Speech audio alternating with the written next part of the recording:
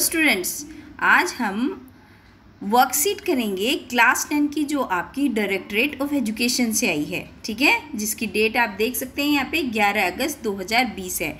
हम इसमें केवल क्वेश्चन आंसर ही नहीं करेंगे बल्कि इसको पूरे को समझेंगे, क्योंकि जो आप देख रहे हैं ना फायर एंड आइस, ये आपकी जो फर्स्ट फ्लाइट बुक है उसकी पोम नंबर 2 है, तो वो हमें आएगी नहीं तो हम कैसे करेंगे।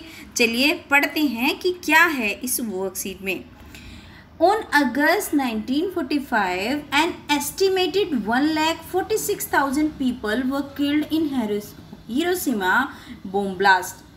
6 अगस्त 1945 को अनुमानित 1,40,000 लोग मारे गए थे हिरोशिमा बॉम्ब ब्लास्ट में।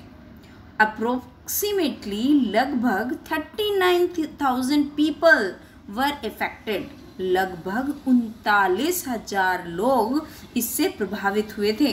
And 80,000 people in the second atomic blast in Nagasaki, और 80,000 लोग मरे थे जब सेकेंड एटॉमिक ब्लास्ट हुआ था नागासाकी में। पहला हिरोशिमा में हुआ था और दूसरा नागासाकी में, तो इससे भी इतनी घनी तबाही, इससे भी।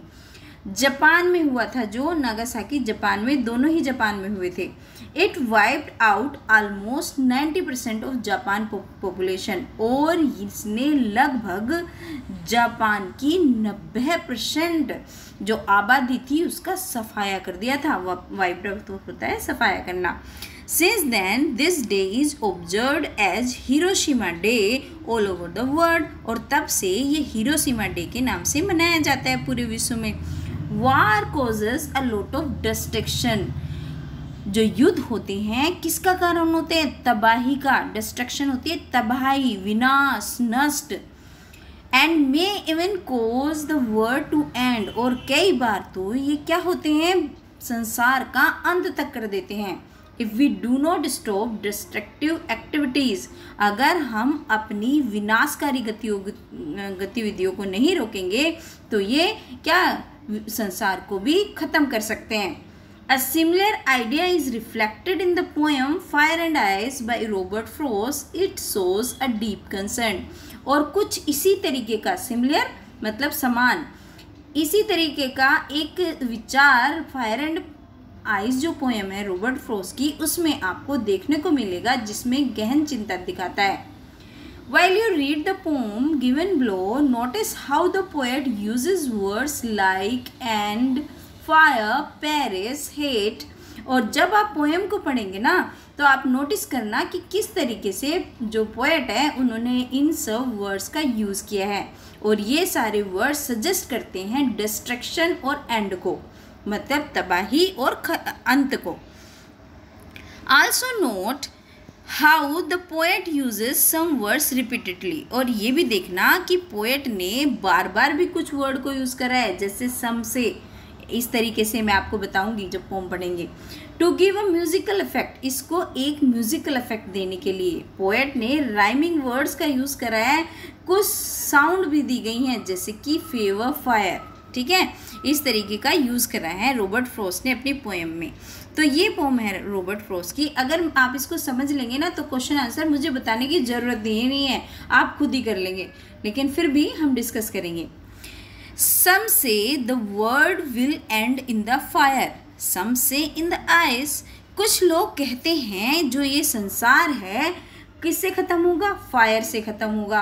और कुछ लोग कहते हैं ये आइस से ख़त्म हो जाएगा। मतलब यहाँ पे जो रॉबर्ट फ्रॉस्ट ने फायर एंड आइस जो उनकी पोम है, इसके अंदर उन्होंने ये बताया कि कुछ लोगों का कहना है ये संसार फायर से, और कुछ लोग कहते हैं आइस से, इन दोनों चीज़ों से ख़त्म होगी। तो एक चीज़ उन्होंने एक चीज़ को सिंबलाइज करा है डिजायर से। ठीक है, या तो ये संसार डिजायर से, आदमी की इच्छाओं से, जो उसकी बढ़ती हुई इच्छाएं हैं, जो उनका मन फिसलता रहता है चीज़ों को लेकर, उससे, या फिर अपना अपना सोचता रहता है ये मुझे करना है, जो उसकी सेल्फिशनेस है उसके लिए, या फिर हेट्रेड से, मतलब हेट से, है ना, नफरत से। दो चीज़ों से संसार ख़त्म होगा। कुछ लोग इसके पक्ष में हैं, कुछ लोग इसके पक्ष में हैं। From what I have tasted of desire, I hold with those who favor fire. और जहाँ तक मैंने डिज़ायर को देखा है तो मैं उन लोगों के साथ हूँ जो ये कहते हैं कि ये संसार फायर से ख़त्म होगा, मतलब कि ये संसार हेट से, नफ़रत से ख़त्म होगा। But if it had to perish twice, लेकिन इस संसार को अगर 2 बार मरना है, मतलब पेरिश ट्वाइस, पेरिश का मतलब क्या होता है? डिस्ट्रक्शन से, डाई से, मरने से, विनाश से, नष्ट से, ख़त्म होने से पेरिश कहते हैं। अगर 2 बार, ट्वाइस का तो पता ही है आपको, 2 बार मरना हुआ, I think I know enough of it to say that for destruction ice. और मुझे ये लगता है कि हेट ही काफ़ी है, किसके लिए? विनाश के लिए। मतलब ज़रूरी नहीं है कि दोनों ही चीज़ हो तभी संसार का विनाश होगा, एक ही चीज़ काफ़ी हो, चाहे वो हेट हो चाहे आइस हो, दोनों की दोनों ही काफ़ी है उस चीज़ के लिए। तो वो ये कहता है कि वो भी गलत नहीं है। Is also great and would suffice, और वो कहते हैं मतलब आइस से डिस्ट्रक्शन होना, बर्फ़ से दुनिया की तबाही होना, ये भी बहुत बड़ी चीज़ है, इससे भी हो जाएगा, ये भी कम नहीं है, इसको भी कम मत मानो। क्योंकि जो राइटर है रॉबर्ट फ्रॉस्ट, वो किसके साथ हैं? वो फायर के साथ हैं कि फायर से ख़त्म होगा, लेकिन वो ये कहते हैं आइस भी कम बात नहीं है, आइस से भी ज़माना ख़त्म हो सकता है, आइस भी बहुत बड़ी चीज़ है, क्योंकि आइस को वो किससे रिलेट कर रहा है? हेट्रेड से, और जो फायर को डिज़ायर से रिलेट कर रहा है। एंड वुड सफिशेंट, आइस भी काफ़ी है इस दुनिया को ख़त्म करने के लिए। चलिए अब देखते हैं इसके क्वेश्चन आंसर्स। पहला क्वेश्चन है name the poet of the given poem. तो ये तो हमें पता ही चल गया कि क्या नाम है पोएट का जो इस पोम का है। देखिए ये ऊपर ही लिखा है बाय रॉबर्ट फ्रॉस्ट। तो पहले क्वेश्चन का आंसर क्या हो जाएगा? Robert Frost. तो आप इसका आंसर लिख देंगे रॉबर्ट फ्रॉस्ट, ठीक है। अब देखते हैं दूसरा क्वेश्चन। दूसरा क्वेश्चन क्या है? Pick out 2 pairs of rhyming words from the poem. और ये जो पोम है इसमें से 2 राइम करते हुए वर्ड देखने हैं जो एक दूसरे जैसे हो बोलने में। तो कौन कौन से हैं?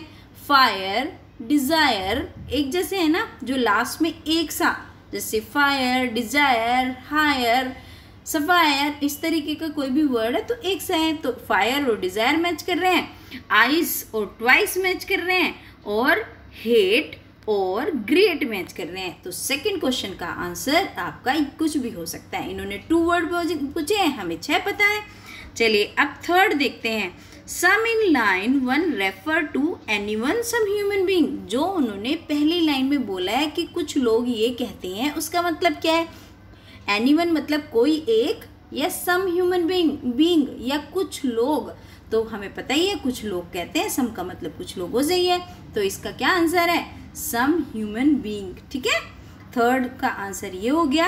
अब फोर्थ का देखते हैं। Fire in the title means, fire का मतलब क्या है? तो हमने क्या पढ़ा?